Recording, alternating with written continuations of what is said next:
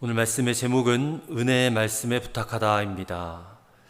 자, 우리는 지금 사도 바울의 에베소 교회 장로들을 향한 고별 설교를 읽고 있습니다. 그래서 지난 시간에 먼저 앞부분을 읽었고 오늘 뒷부분인데, 오늘 읽은 본문에서 가장 먼저 중요하게 여겨야 될 말씀은 바로 삼가라라는 말씀입니다. 28절을 보세요.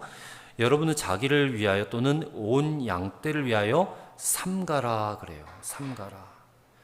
지금 삼가라 하고 명령을 받은 사람들은 에베소 교회 장로들이에요. 또 감독자들입니다. 영적 지도자들이에요. 성도들을 돌보는 사람들이죠. 오늘날로 말하면 목회자들입니다. 28절에 보면 그들 가운데 여러분을 감독자로 삼고 성령이, 그리고 하나님이 자기 피로 사신 교회를 보살피게 하셨다. 자기 피로 사신 교회를 보살피게 하셨다. 친다, 보살핀다라는 표현이 이제 옛날 성경에는 치게 하셨다 이렇게 되는데, 이제 친다라는 말은 목양한다, 이제 그런 뜻입니다. 그러니까 목자의 심정을 가지고 양떼를 돌보는 것을 일컫는 말이죠.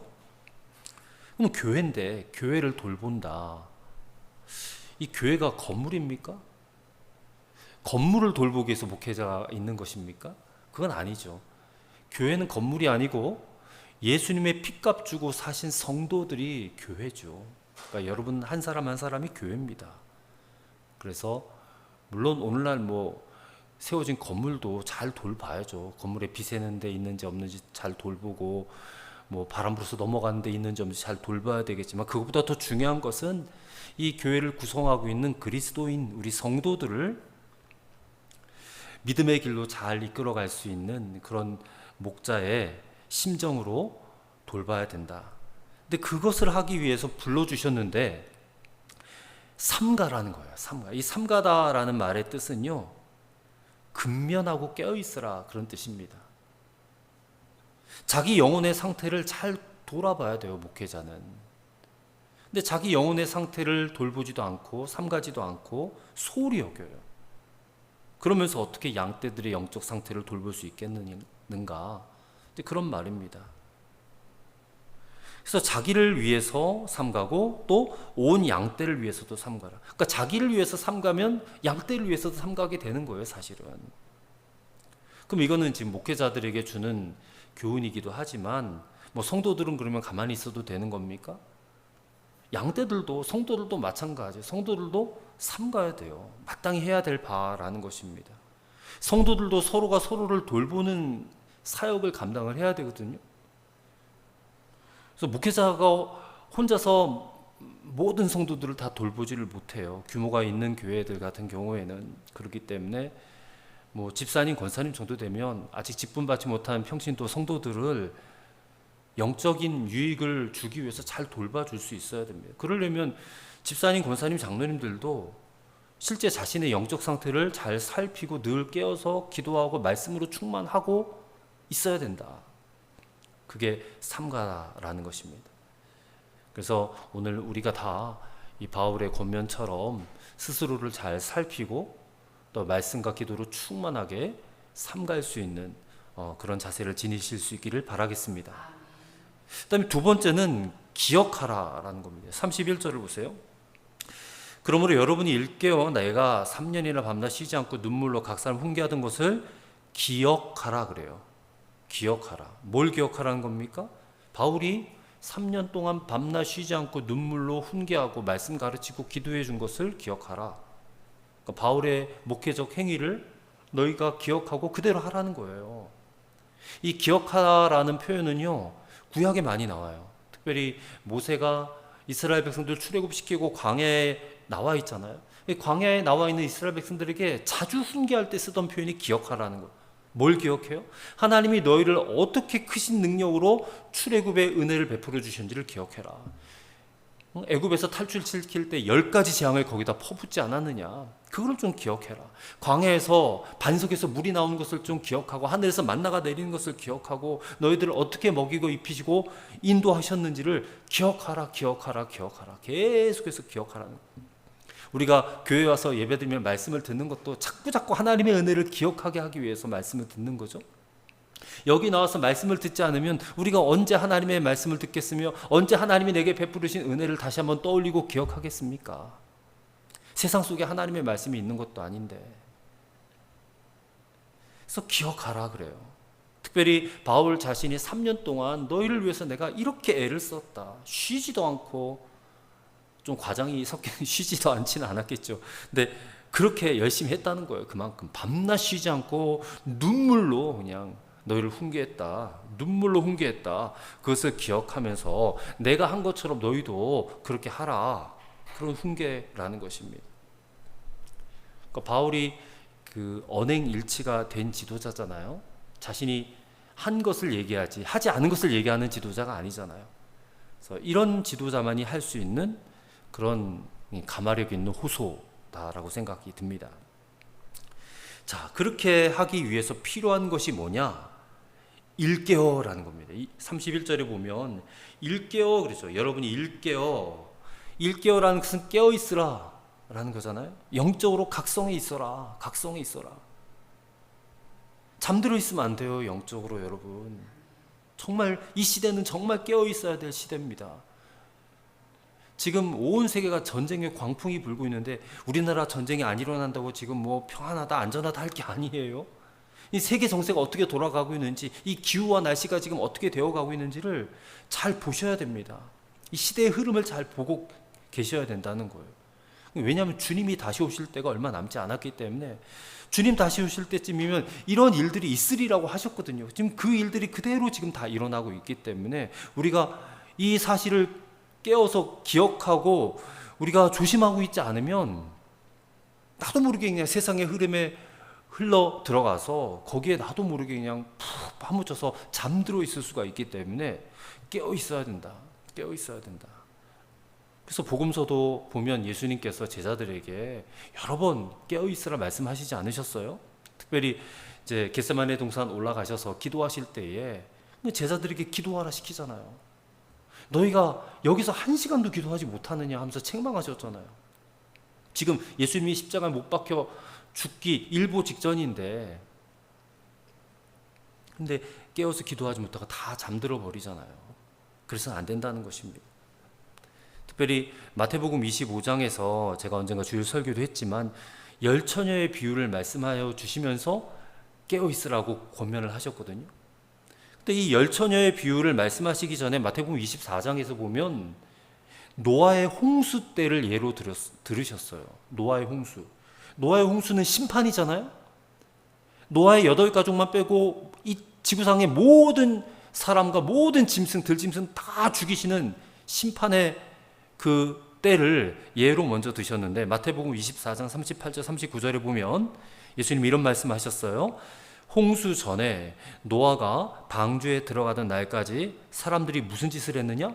먹고 마시고 장가들고 시집가고 있으면서 홍수가 나서 그들을 다 멸하기까지 깨닫지 못하였으니 그래요. 깨닫지 못하였다는 것은 뭐예요? 잠들어 있었다는 겁니다. 지금 홍수 심판이 일보 직전인데 무슨 짓을 하고 있는 거야? 먹고 마시고 장가가고 시집가고 땅 팔고 소 팔고 집 사고 차 사고 그러고 있었다는 거예요. 근데 다 멸하기까지 이것을 깨닫지 못했다. 그런데 인자의 임함도 이와 같으리라. 그러니까 주님이 다시 오실 때도 똑같이 그렇게 될 거다라는 거예요. 똑같이 그렇게. 그러면서 마태복음 24장 42절에 그러므로 깨어있으라 그래요. 그러므로 깨어있으라. 안 깨어있으면 다 심판받아 멸망당한다. 나더러 주여 주여 한다고 해서 다 구원받는 것이 아니다. 어느 날에 너희 주가 임하는지 너희가 알지 못한다. 그러니 깨어있으라 깨어있으라 그렇게 주님이 말씀을 하시면서 그 다음 25장에 가서는 열처녀의 비유를 말씀하신 거예요. 열처녀 비유는 주일 설교했듯이 이 슬기로운 5처녀는 여분의 기름을 준비했고 미련한 5처녀는 여분의 기름을 준비하지 못했어요.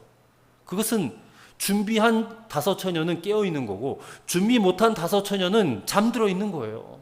그거를 비유로 말씀하신다는 겁니다.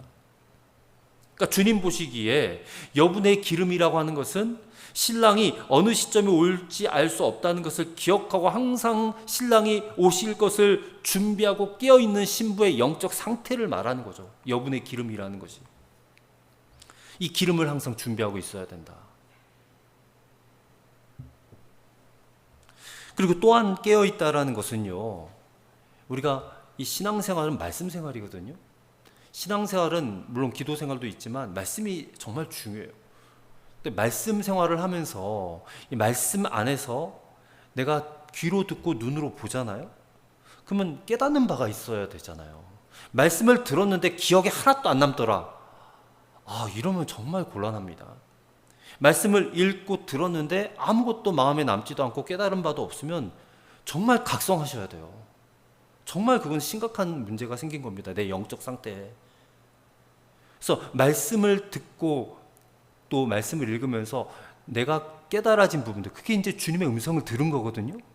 주님의 음성을 들었으면 고쳐나가야 된다는 거예요. 고쳐나가야 된다. 이게 깨어있는 거예요. 말씀을 듣긴 들었는데, 읽긴 읽었는데 깨달아지는 게 없고, 그래서 고치지 못했어요. 내 행실을. 우리가 주님 앞에 완벽하지 못하잖아요. 그렇기 때문에 말씀을 항상 가까이 하면서 깨닫고 고쳐나가는 것이 신앙생활인데, 깨닫지 못하고 고쳐나가지도 못하면 이건 잠들어 있는 거예요. 여전히 내가 잘못된 신앙 습관을 가지고 있고 잘못된 행실을 그대로 가지고 있으면서 말씀을 듣고 그것이 잘못된 것이구나, 그것이 하나님 앞에 합당하지 않은 것이구나 깨달아졌으면 고쳐야죠. 바로 잡아야죠. 근데 그것을 그냥 내버려둬요. 아무 일도 일어나지 않으니까. 그냥 내버려둔 채 살아가는 사람들은요, 잠들어 있는 거예요. 오늘 말씀을 듣고도 뭔가 깨달아지는 바가 여러분 있으시다면 그 깨달은 말씀을 가지고 오늘 고치셔야 돼요. 그게 깨어 있는 거예요. 근데 바울이 오늘 본문에서 이 깨어 있음의 문제를 어디에다가 이렇게 연결을 하냐면 29절에 보시면 사나운 이리하고 연결해요. 사나운 이리는 이단들입니다. 근데 이 이단들이 이제 교회 안에 들어와서 양떼들을 물고 뜯어 먹는 거예요. 그리고 제자들을 끌어가지고 자기를 따르게 하려고 이들이 무슨 짓을 하느냐? 어그러진 말을 한대요. 이 어그러진 말이라는 것은요, 감언이설이에요. 복음을 교묘하게 바꿔가지고 변질시켜서 구원받지 못하게 하는 겁니다. 진정한 복음을 이렇게 비틀어가지고 이상한 데로 끌고 가는 거예요. 그리고 이 감언이설이니까 결국에는 사람의 비위를 맞추는 말이잖아요. 여러분들 유명한 교회 목사님 설교라고 다 믿고 들으시면 안 돼요. 사람의 감정을 건드리기도 하고 또 사람의 그 마음을 좀 뭐라 그럴까요? 저 말씀은 정말 내가 정말 들을만해 하면서 내 감정과 이렇게 결부시키는, 그래서는 안 됩니다. 진정한 복음은요, 우리 마음을 불편하게 해요. 달콤한 말은 저는 진정한 복음이 아니라고 생각합니다. 근데 깨어있으면, 말씀 앞에 깨어있으면요, 그게 어디가 잘못되었는지 어디가 맞는지가 분별이 되어져요. 내가 들은 말씀이 있는데, 내가 들은 말씀을 기억하고 살아가고 있는데 어느 누군가 와서 말씀을 전해줬는데 내 마음에 맞아. 내 마음을 좀 편안하게 해주네. 들은 말씀을 기억하고 살아가는 사람은요, 그 편안하게 해주는 말씀이 저게 지금 잘못된 말씀이구나. 그 말씀의 기준에 비추어서 이 사나운 이리를 분별해낼 수 있어야 된다는 거예요. 사람의 비위를 맞춰준다니까요. 비위를. 그래서 함부로 유튜브도 보면 안 돼요. 이것저것 그냥 다 보시면 안 돼요. 그러면서 바울이 자신이 이렇게 눈물로 전한 말씀, 최선을 다해서 증거한 이 복음의 말씀을 항상 기억하고 깨어있는 삶을 살아가라 라고 지금 유언처럼 남기는 말씀 아니에요, 지금? 특별히 이건 오늘 우리에게도 필요한 말씀입니다. 오늘 우리 주변 돌아보면 이단이 난무하잖아요. 날뛰고 있어요, 이단들이. 어떻게든 우리의 영혼을 사로잡아 가려고 날뛰는 이 세상 속에 까딱 잘못하면요, 저들의 말이 맞는 것처럼 들리는 거예요. 왜냐하면 그들은 앞뒤가 이렇게 착착착 들어맞게끔 말씀을 조작해놨기 때문에 그 말씀이 맞는 것 같아. 우리 교회 목사님 말씀은 뭔가 좀 이렇게 허술하기도 하고 그런데 하면서 저들의 말을 들어보니까 앞뒤가 딱딱 맞는 게 저게 맞는가 봐. 절대로 넘어가서는 안 된다는 거예요. 사람을 기분 좋게 하고요, 뭔가 확실하게 손에 쥐어주는 것 같은 어떤 그런 말을 해주는 자들을 조심해야 된다는 것입니다. 오늘 우리 시대는요, 복음이 정말 편만한 시대 같지만 오히려 성도들은 복음을 어렴풋이 아는 그런 시대예요. 근데 어렴풋이 아는 것은 아는 게 아니거든요. 언젠가 내가 그거 좀 들어본 것 같은데 하는 그런 말씀은 내 삶에 아무런 힘도 발휘할 수가 없어요. 그러니까 오늘 본문의 표현처럼 사나운 이리를 이겨낼 수 있는, 분별할 수 있는 그런 능력이 없는 겁니다. 그래서 두루뭉실하게 말씀을 읽으셔도 안 되고 또 두루뭉실하게 아는 복음으로 만족해서도 안 돼요. 우리는 창세기부터 요한계시록에 있는 말씀, 성경의 모든 핵심을 정말로 잘 정리를 해야 되고요. 그리고 그 말씀 속에 내게 주시는 말씀으로 주시는 말씀들을 잘 새겨듣고 순종하며 살아가는 삶이 절실해요. 그렇게 하기 위해서 우리가 지금 나아가고 있는 것입니다. 자, 그 다음 32절의 말씀을 보십시오. 이제 바울이 그들에게 이제 이런 말을 합니다. 지금 내가 여러분을 주와 및 그 은혜의 말씀에 부탁하노니 그 말씀이 여러분을 능히 든든히 세우사 거룩하게 하심을 입은 모든 자 가운데 기업이 있게 하시리라. 자, 이 말씀 굉장히 중요한 말씀입니다. 자, 바울이 지금까지 자신이 했던 거 기억해라, 삼가라, 사나운 이리를 조심해라 그랬는데 이제 자신은 에베소 교회에 못 있고 떠나가야 되잖아요. 떠나가게 되면 사나운 이리도 들어오고 사탄이 들어와가지고 이렇게 시험도 하고 그런 일이 있을 텐데, 그럼 이 교회를 안정적으로 잘 목회하고 이끌어갈 수 있게 하기 위해서 이 장로들에게 양떼들을 부탁하는 게 아니라 누구에게 부탁한다는 거예요? 주와 및 은혜의 말씀에 부탁한다는 거예요. 물론 바울이 보여줬던 여러 가지 본, 또 지도자들의 깨어있음, 삼가는 것 중요해요. 교회를 세워나가는 데 있어서 반드시 필요한 것이긴 하지만 이게 근본적으로 이 교회를 사나운 이리로부터 지켜낼 수는 없어요. 그럼 누구한테 교회를 맡겨야 되겠는가? 주와 및 그 은혜의 말씀이라는 거예요. 인간 지도자들은 물론 모든 수고를 다 해서 교회를 이끌어 가려고 하겠지만 진정으로 교회를 세워가시는 분은 교회의 머리가 되시고 하나님 우편에 앉아 계신 우리 주 예수 그리스도이시기 때문에 그래요. 그 주님은 지금 부활하시고 승천하셔서 그리고 곧 다시 오실 준비를 하고 계시는 분이세요. 지금도 당신의 몸된 교회를요 친히 영으로 다스리고 계세요. 그래서 그 주님께 교회를 맡겨야 된다는 거예요. 그리고 바울도 물론 훌륭한 사역자였지만 사람이잖아요. 사람은 불완전해요. 불완전하기 때문에 언제든지 또 변할 수 있는 존재이기 때문에. 근데 우리 주님은 어떤 분이십니까? 우리 주님은 불변하신 분이에요. 절대 변함없으시고 신실하신 분이세요. 때문에 주 안에서만 우리 교회는 성도들을 안전할 수 있으며 주님만이 온전히 교회를 성도들 온전히 세워갈 수 있기 때문에 지금 바울은 주님께 교회를 맡기는 거예요.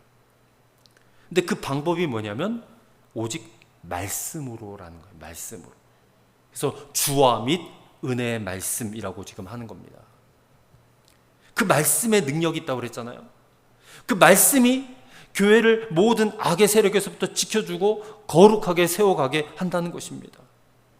오늘 바울은 이 교회가 누구의 교회이며 무엇으로 교회가 거룩하게 서갈 수 있는지를 정확하게 지금 꿰뚫어 보고 있는 거예요. 그리고 사실상 주님과 말씀은 동의어예요. 주님과 말씀은 같은 존재예요. 우리가 요한복음 1장을 읽어봤잖아요. 요한복음 1장 1절부터 3절에 보니까 태초에 말씀이 계시니라 했어요. 근데 이 말씀이 하나님과 함께 계셨으니 이 말씀은 곧 하나님이시라. 그가 태초에 하나님과 함께 계셨고 만물이 그로 말미암아 지은 바 되었으니 지은 것이 하나도 그가 없이는 된 것이 없느니라 하면서 이 태초에 하나님과 함께 계셨던 그 말씀이 곧 성육신하신 예수 그리스도이시거든요. 그러니까 말씀이 육신이 되어 이 땅 우리 가운데 거하신 그분이 바로 예수님이다. 그래서 주님께 맡긴다라는 것은 말씀에게 맡긴다는 것과 똑같은 말이에요.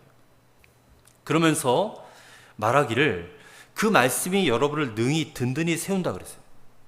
말씀이 우리를 든든히 세운다. 말씀이 이 사나운 이리들의 감언 이설에 속지 않게 해준다. 견고하게 설 수 있도록 해준다. 말씀이. 그래서 말씀 위에 세워져야 돼요. 말씀의 능력을 부인하는 성도들이 많아요. 교회가 행정적으로 조직적으로 탄탄해야지 뭐 이렇게 하면서 그런 쪽으로는 신경을 많이 쓰는데 실제 교회를 이끌어가는 핵심 원동력이 하나님의 말씀인데, 말씀은 뭐 그냥 그렇다 치고 우리가 다 아는데 뭐 하면서 말씀은 대수롭지 않게 여기면 큰일 난다는 거예요. 교회는 말씀이 기준이 되고 말씀이 중심이 되어야지 교회가 흔들리지 않아요. 그래서 오늘 든든히 세운다라는 것을 표현을 하고 있는 것 아니겠습니까? 말씀이. 그래서 지금도요, 얼마나 많은 사람들이 이 말씀 앞에 자신을 겸손하게 무릎을 꿇고 새로운 삶을 살기로 결단하고 있는지 모릅니다. 말씀만이 우리를 능히 든든히 세울 수 있음을 믿으시기 바랍니다. 그리고 그 말씀이 거룩함을 입은 모든 자 가운데 기업이 있게 하실 수 있다는 거예요. 이 기업이 뭘까? 성도의 기업이 뭐예요? 구약 성경에서 기업은 땅을 말하는 겁니다. 그럼 오늘 신약 시대에 사는 우리에게 기업은 뭐예요? 천국이에요. 천국. 우리에게 그 기업을 주시겠다는 것 아니겠어요? 근데 이 기업을 어떻게 얻는다는 거예요? 말씀이 우리를 그 기업을 얻게 하신다는 거예요. 말씀이. 그러니까 말씀이 우리 안에 항상 있으면, 내 안에 말씀이 떠나지 않으면, 그러면 이 영원한 천국을 우리가 상속받을 수 있게 된다는 것입니다. 교회만 왔다 갔다 한다고 되는 게 아니에요. 하나님의 말씀이 내 속에 있어야 돼요. 내 속에 있어서 나를 이끌어가는 원동력이 돼야 돼요. 그래야 천국도 갈 수 있는 거죠. 말씀의 원리가 내 안에 없는데 어떻게 천국에 가겠습니까? 말씀의 원리로 잘 무장되고 말씀의 원리대로 살아가는 삶이 있어야지 천국에서의 삶도 의미가 있는 거예요. 근데 이 땅에서는 말씀과 상관없이 살다가 천국만 들어가고 싶은 것 같아. 그러면 천국이 지옥처럼 느껴질 겁니다. 말씀의 원리가 없으면 내가 천국에 들어갔더라도 거기서 못 견뎌요. 천국에서. 그래서 여기서 말씀의 원리대로 살아가는 것이 너무너무 필요해요. 우리는. 신앙의 기초를 오직 말씀 위에 놓아야 될 줄로 믿습니다. 그리고 말씀이 육신 대신 예수님께 놓아야 돼요. 어떤 뭐 영적인 분위기에 따라 휩쓸려 가서도 안 돼. 어디 가면 뭐 기적이 있다더라, 어디 가면 뭐 넘어진다더라, 뭐 방언을 한다더라, 이런 것에 휘둘려서는 안 돼. 무슨 신령하다고 저 목사님에게 안수 받으면 병이 낫고 뭐 뭔 기적이 일어나고 이런 거에 흔들리시면 안 돼. 그건 본질이 아니에요. 그건 본질이 아니에요. 본질은 말씀이에요. 말씀은 시대가 바뀌어도 영원한 거예요. 오고 가는 모든 세대에 계속해서 이 말씀만이 빛을 발하고 말씀만이 생명을 줄 수 있는 거지, 무슨 기적적인 사건이 우리에게 생명을 줍니까? 어떤 신령한 어떤 그런 것들이 우리에게 구원을 베풀어 주는 것입니까? 천만의 말씀이죠. 어디 신령한 집회 가서 넘어졌다고 내가 구원받는 게 아니라는 거예요. 그러면서 마지막 권면 35절입니다. 주는 것이 받는 것보다 복이 있다. 빨간 색깔로 말씀이 기록되어져 있는데 이게 예수님의 말씀이에요. 주는 것이 받는 것보다 복이 있다는 것을 기억하라는 거예요. 그런데 이 말을 하기 전에 바울이 몇 가지 덧붙여 놓은 말들이 있어요. 첫째로는 33절에 보니까 바울이 나는 아무의 은이나 금이나 의복도 탐하지 않았다, 그런 말을 해요. 이 에베소에는 이 상업도시다 보니까 부자들이 많았대요. 교회 안에도 부자들이 많이 들어왔던 것 같아요. 바울이 에베소에 또 교회 안에 들어온 부자들을 보면서 마음이 좀 흔들릴 수도 있지 않았겠어요? 부자들이 와서 헌금을 좀 많이 해주면 좋겠다, 뭐 이런 생각도 하지 않았겠어요? 근데 그런 거에 흔들리지 않았다는 거예요. 오히려 그는 그들을 바라보지 않고 부족한 것이 있으면 본인 스스로가 열심히 일하고 수고해서, 34절 보니까 자신과 동행하는 제자들이 먹고 쓸 것을 충당했다 그랬어요. 자비랑 선교 사역을 했다는 거예요. 에베소에서. 그러면서도 연약한 사람들을 돕고 열심히 일하는 그런 본을 보였다는 거예요. 그러면서 35절에 이 일에 대해서 내가 여러분에게 모본을 보여준 바와 같이 수고해서 약한 사람들을 도와줘야 된다. 그렇게 당부를 하는 겁니다. 근데 사도 바울이 이 말을 하면서 예수님이 친히 말씀하시기를 주는 것이 받는 것보다 복이 있다. 이렇게 말씀하셨다라고 인용을 해요. 근데 사실 복음서에 찾아보니까 없어요, 이 말씀이. 예수님이 직접적으로 주는 게 받는 것보다 복되다 이런 말을 하신 적은 없어요. 근데 주님의 말씀 여러 곳에 지금 이 워딩이죠. 이 주는 것이 받는 것보다 복이 있다라고 하는 것의 중요성에 대해서 여러 번 말씀하셨어요. 특별히 마태복음 25장 31절 이하에 보면 양과 염소의 비유의 말씀 속에서 이 사상이 드러나요. 양과 염소, 양은 천국 갈 사람이고 염소는 지옥 갈 사람들이거든요. 그럼 양과 염소를 왜 갈라놨느냐? 이렇게 갈라놓은 그 차이가 뭐냐면 일상의 삶 속에서 얼마나 베풀었느냐로 양과 염소로 갈리게 된다는 거예요.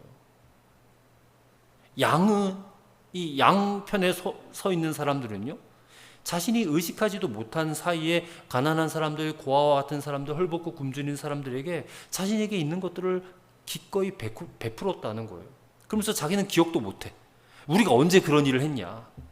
근데 주님이 너희는 그렇게 했다. 근데 그렇게 한 것이 곧 내게 한 거다. 그렇게 말씀을 하시잖아요. 그럼 염소편에 있는 사람들, 우리가 언제 주님을 그렇게 대접하지 않았습니까?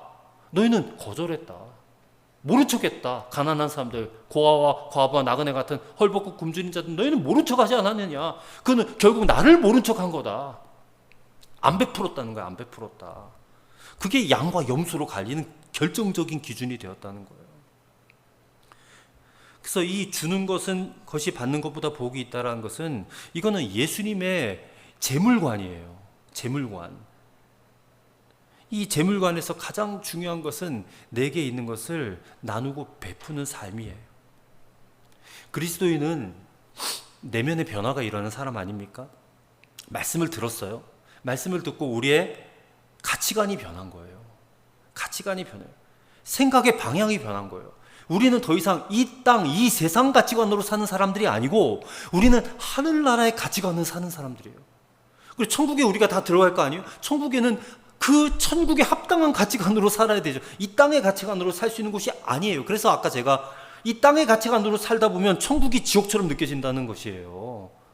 그래서 이 땅에서부터 하나님 나라의 가치관으로 살아가야지 천국에서도 살아갈 수가 있다라는 것을 말씀을 드리는 거예요. 그게 예수님을 믿음으로 우리에게 일어난 변화다. 그래서 그런 가치관의 변화의 마지막에는 결국에는 나누는 거예요. 내게 있는 것을 기꺼이 나누는. 보세요. 교회가 또 좀 가지고 있는 사람들이 잘 나누지 못하니까 이 지금 정부가 들어서가지고 강제로 뺏어가지고 나눠준대잖아요. 있는 사람들 거 뺏어가지고 막 그냥 뺏어가지고 가난한 사람들 나눠준다고 하잖아요. 이게 행복한 삶이에요? 자발적으로 그런 삶이 이루어져야 되는데 그렇지 않다 보니까 강력한 좌파 정부가 들어서가지고 그냥 다 나눠줘요. 부자들 거 뺏어가지고. 지금 그런 일들이 지금 일어나고 있는 거예요. 새로운 정부가 들어서면서. 근데 그렇게 되어서는 이게 모든 나라가 또 사람들이 행복할 수가 없어요. 기꺼이 그리스도인들은 내게 있는 것을 기꺼이 나눠줄 수 있는 그런 삶을 살아가야 된다는 것을 기억해야 될 줄로 믿습니다. 그리고 마지막 36절부터 38절은 이제 헤어지는 장면이죠. 이 말을 한 후 무릎을 꿇고 그 모든 사람들과 함께 기도하니 다 크게 울며 바울의 목을 안고 입을 맞추고 다시 그 얼굴을 보지 못하리라 한 말로 말미암아 더욱 근심하고 배에까지 그를 전송하니라. 그래서 고별설교가 다 끝나고 이제 바울과 거기 모인 이제 에베소 장로들이 함께 무릎을 꿇고 또 서로 간절하게 기도하면서 함께 그냥 눈물을 흘리는 거예요. 이제는 다시 만나지 못한다 그러니까 얼마나 그 감정이 복받치겠습니까? 그냥 끌어안고 우는 거예요. 사람과 사람이 만났다가 헤어지는 장면이에요. 말씀으로 교회를 섬겼던 지도자와 이제 남아서 교회를 섬겨야 될 그런 지도자들의 모습이에요. 얼마나 끈끈한 정으로 연결이 되어 있는지 모릅니다. 3년 동안 그런 시간을 가졌었는데, 근데 이들의 그 끈끈한 정이, 사랑이 3년이 아니고 한 30년은 된 것 같아요. 이 모습을 보면서 저는 이것이 우리 그리스도인들의 만남과 이별이 되어야 한다라고 말씀을 드리고 싶습니다. 깊은 신뢰와 사랑으로 끈끈하게 결속된 모습, 서로 만남을 사모하고 또 헤어짐을 진심으로 아쉬워하는 그런 모습으로 살아가야 할 줄로 믿습니다. 자, 그래서 우리가 이제 합심해서 기도할 텐데, 바울이 이 에베소 교회 성도들을 주님과 또 은혜의 말씀에 부탁하면서 주는 것이 받는 것보다 복이 있다, 예수님의 말씀을 전했어요. 그러면서 말씀이 우리 삶의 원리가 되어야 된다. 말씀을 중심으로 하는 신앙생활엔 부작용이 없다. 나누고 베푸는 삶은 성도가 외면할 수 없는 복음이다. 그래서 오늘도 이 은혜의 말씀에 우리 삶의 기초를 놓고 또 주님의 말씀을 기억하면서 나누고 베풀고 섬기며 살아가는 우리의 삶이 되기를 간절히 합심해서 통성으로 기도하겠습니다. 사랑과 은혜가 많으신 아버지 하나님, 오늘도 감사합니다. 이 무더운 여름날 주님 전에 우리가 모여서 하나님의 말씀으로 다시 한번 깨닫게 하신 것을 감사합니다. 오늘 바울의 고별설교의 말씀을 들으면서 오늘 우리에게 주시는 분명한 영적인 교훈을 받습니다. 하나님 삼가라 하셨습니다. 깨어있으라 기억하라 하셨습니다. 그리고 또 주와 및 은혜의 말씀에게 그들을 부탁하는 장면도 보았습니다. 우리가 맡길 수 있는 것은 오직 예수님 당신밖에 없습니다. 그리고 하나님의 말씀이 우리의 삶의 중심이 되어야 되고 하나님의 말씀이 우리의 삶의 원리가 되어야 할 줄로 믿습니다. 하나님, 허탄한 것에 마음을 두지 않게 하옵소서. 어떤 여러 가지 기적이나 신비로운 일들을 우리가 추종하거나 어떤 그런 영적인 분위기를 우리가 쫓아가지 말게 하옵시고 하나님의 말씀 위에 내 신앙의 중심을 든든하게 세워나가게 하여 주시옵소서. 그리고 주는 것이 받는 것보다 복이 있다 하신 예수님의 말씀을 기억하면서 나누고 베푸는 삶을 우리가 기꺼이 살아갈 수 있게 하여 주옵소서. 오늘도 이 은혜의 말씀에 우리의 삶의 기초를 놓게 하여 주옵시고 나누고 베푸는 것이 받는 것보다 복되다는 사실도 기억하면서 베풀고 나누고 섬기며 살아가는 우리의 삶이 될 수 있도록 성령님 우리를 인도하여 주시고 우리의 마음을 주장하여 주옵시고 그렇게 이 땅에서부터 천국의 원리를 살아 아버지 결국 우리가 마지막에 들어갈 하나님 나라 천국에서 우리가 기꺼이 기쁨으로 살아갈 수 있도록 주님 이 땅에서부터 먼저 천국의 삶을 살아갈 수 있게 하여 주시옵소서. 하나님 아버지, 오늘 우리도 우리 자신과 교회를 위하여 스스로를 삼갈 수 있게 하옵소서. 곧 근면하고 깨어있어 이단을 분별하고 주님의 복음을 지켜나갈 수 있게 하여 주옵소서. 말씀을 두루뭉실하게 어렴풋이 아는 것으로 만족하지 말고 성경의 핵심을 정리하고 말씀대로 순종할 수 있게 하옵소서.